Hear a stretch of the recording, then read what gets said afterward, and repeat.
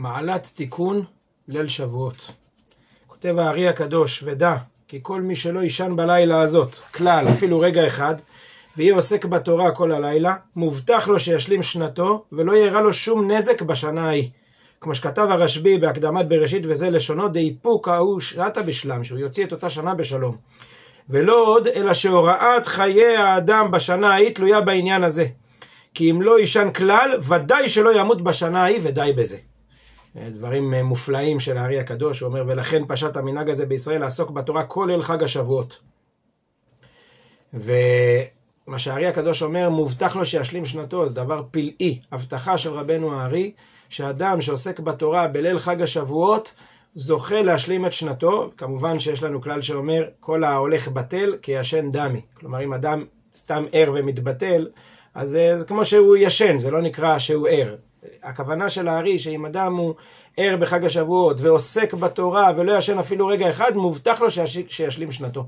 זה הכוח האדיר של התורה הקדושה, כי חיים הם למוצאיהם, תורה נותנת חיים, ואדם שדבק בתורה בלילה הזה בחג מתן תורה זוכה לסגולה הנפלאה הזאת. רבנו השמן ששון, אחד מגדולי המקובלים, חוקר האם הכוונה ישלים שנתו עד ראש השנה או הכוונה עד שבועות הבא, והוא אומר, לעניות דעתי נראה שהוא שנה תמימה בבחינת הזמנים עד שבועות. כלומר, משנה לשנה, הכוונה משבועות לשבועות. ואני כאן רוצה לספר שני סיפורים, סיפור אחד שהיה ממש איתי, וסיפור שני שהתגלגל בעקבותיו, והם סיפורים מדהימים. לא שרבנו הארי צריך הוכחות וסייעתות, בטח לא מאחד כמוני, אבל בכל זאת הם שני סיפורים מדהימים שמחזקים מאוד מאוד על המעלה של התיקון.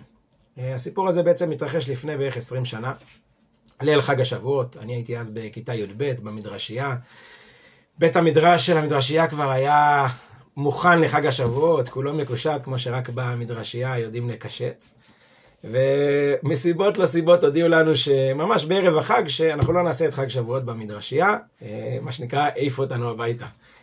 אני ככה מרים טלפון לאבא, אבא מה אני אעשה, איפה אני אהיה, ויש לי חברים. הוא אמר לי, אין בעיה, תבואו עם החברים. הגענו, אני חושב, עם עוד 3 או 4 חברים, לעשות חג השבועות עם אבא. ואבא שלי כל שנה ככה מקריא את הדברים של הארי בתחילת התיקון, ומסביר ומחזק כמה זה חשוב, ולא לישון, ומי שלא ישן, יש לו הבטחה מרבנו הארי. ואני זוכר הרבה שנים שאמרתי תיקון, אבל פה ושם נרדם, פה ושם מדבר, קצת מתבטל. אני זוכר שבאותה שנה שמעתי את אבא, וזה מאוד מאוד העיר לי, מאוד מאוד ככה בצורה חזקה, ואמרתי, אני השנה לוקח את ההבטחה הזאת בכל הכוח, לא מתבטל, לא מדבר, לא כלום, אך ורק לומד. אני זוכר שאפילו, ובאמת הצלחתי, ברוך השם לא ישנתי לרגע, ואני זוכר אפילו שהלכנו למקווה, אז בדרך למקווה אמרתי תהילים, כאילו ממש לא ביטלתי לרגע, אמרתי אני רוצה שעל בטוח יהיה לי את ההבטחה של הארי הקדוש. ככה, מחשבה של בחור בכיתה י"ב. ואני זוכר שהרגשתי, כאילו, זכרתי, יש לי הבטחה מרבנו הארי.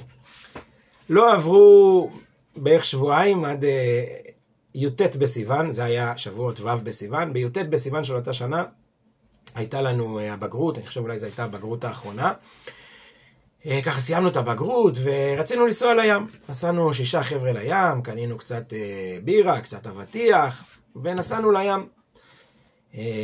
זה היה חוף ממש ליד הערובות, חוף בקיסריה, חוף של גולשים, חוף נטוש. היה ויכוח בדרך לאיזה חוף נלך, ושני חבר'ה, אחד מהם זה ליאור, שתכף אני אזכיר אותו עליו השלום, אנחנו מאוד רצינו שם, כדי שלא יהיה לנו בעיה של נפרד, של חוף מעורב חלילה וכו'. אז באמת נסענו לשם, זה חוף כזה יחסית נטוש, חוף של גולשים, ושם נכנסנו לים. אחד החבר'ה אמר, אמא שלי אמרה שהים לא נראה, הוא לא כל כך, הוא לא בטוח היום. אמרנו שטוק, גדלנו בים, הכרנו את זה, זלזלנו. וככה נכנסנו לים, 6 חבר'ה, היינו 2 מקדימה ממש בעומק המים, תפסנו גלים, אחרי זה 3 מאחורה, ועוד אחד שככה נשאר ממש מאחורה, זה ניצן, תכף נספר גם עליו. וככה שחינו ונהנינו, באמת הגלים היו נראים קצת מוזרים, אבל לא הפריע לנו. בשלב כלשהו אנחנו ככה שומעים, אני שומע ככה מרחוק, השמש בעיניים, שעת צהריים, שומע ככה מרחוק, תעזרו לליאור, תעזרו לליאור. לא הבנו, חשבנו שצוחקים איתנו, שעובדים עלינו, היינו ככה 2 מקדימה. בשלב כלשהו באמת ככה, אני רואה את ליאור מגיע אליי, ואני ככה מנסה לדבר איתו, ואני לא יודע אם הוא עובד עליי, הוא לא עובד עליי, אני רק כזה חצי מחוייך, והוא לא עונה לי, אני אומר לו, לא יודע, לא אכפת לי מה, אני לוקח אותך עכשיו לחוף. לא ידעתי אפילו עדיין אם הוא עובד עליי, אני קורא לחבר שלידי, גם הוא מנסה ככה לדבר איתו, קצור, החלטנו שאנחנו שוחים לחוף, וברגע שאנחנו מנסים להתחיל לשחות לחוף, אנחנו קולטים שהעסק לא פשוט. כאילו, אי אפשר להתקדם. פתאום אנחנו מבינים שהגלים, אנחנו כאילו בעצם באמצע איזשהו סחף, איזושהי סערה, אנחנו רואים בעצם שכל החברים שלנו ככה מאותתים לאנשים בחוף לקרוא לעזרה, ואנחנו איתו מנסים ככה להציל אותו. אני לא ארחיב פה בסיפור הזה, כיוון שזה סיפור קשה ולא פשוט, אני לא רוצה להציב ככה בערב חג השבועות. בשלב כלשהו מגיע אלינו גולש, הוא אומר לי, אתה רוץ מהר לחוף, תציל את ליאור, ותקרא להצלה, ואני פה עם החבר השני, אני נביא אותו והכל.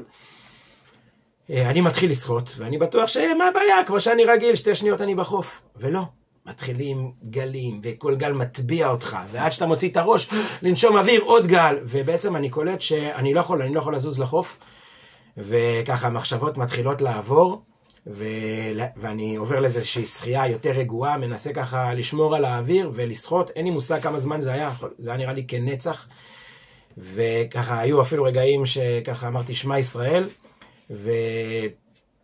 ואני זוכר שככה איפשהו בראש היה מונח לי, יש לי הבטחה מרבנו הארי.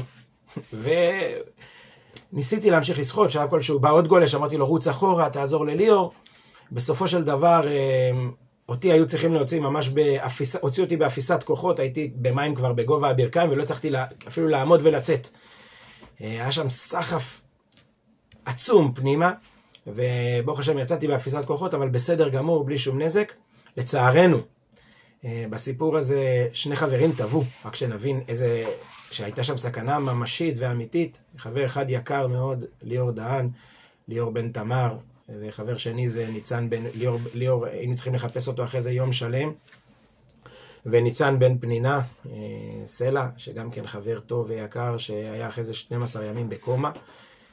סיפור לא פשוט, אבל מנקודת המבט שלי, אני מחויב להודות לריבונו של עולם על הנס האישי והפרטי שלי.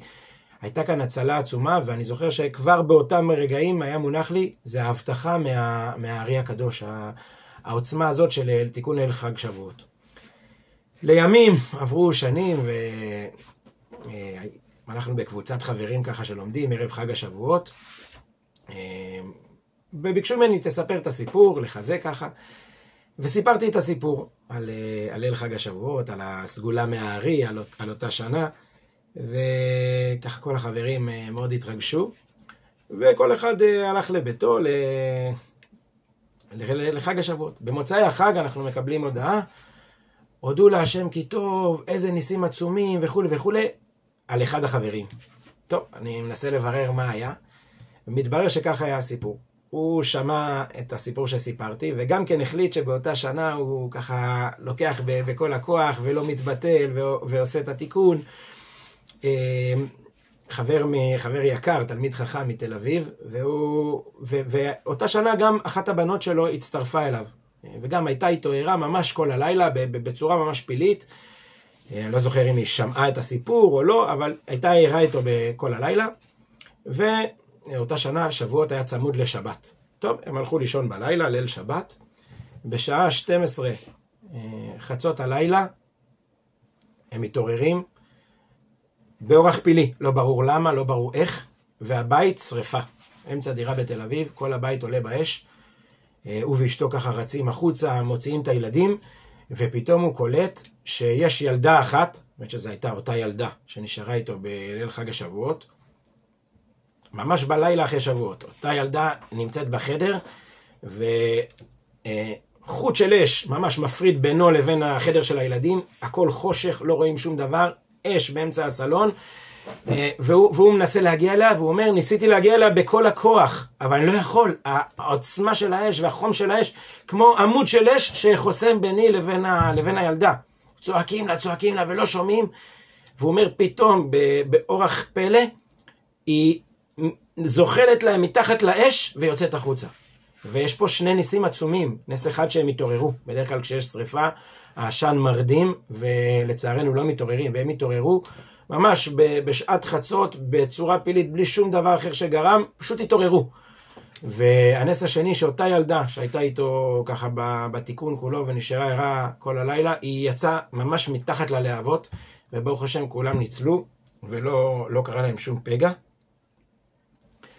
מה יש להוסיף על הדברים האלה? אנחנו רואים את ההבטחה הגדולה של הארי הקדוש, את העוצמה האדירה של התורה, את המעלה הגדולה של תיקון ליל שבועות. לכן כל אחד ואחד ישתדל מאוד מאוד להגיד את התיקון, לא לבזבז רגע בלילה הזה, זה לילה גדול ולילה עצום, ולא להתבטא, לא דברים בטלים, לא כל זה בימים אחרים. בלילה הזה מקבלים את התורה בהשתוקקות, ברצון, בשמחה, בדבקות, והתורה נותנת חיים. חיים הם למוצאיהם, ולכל בשרו מרפא. בעזרת השם נזכה לחג שבועות שמח, נזכה כולנו לקבל את התורה, נזכה מתוך כך לשובם של כל החטופים, לרפואה של כל הפצועים, להצלחה של כל החיילים.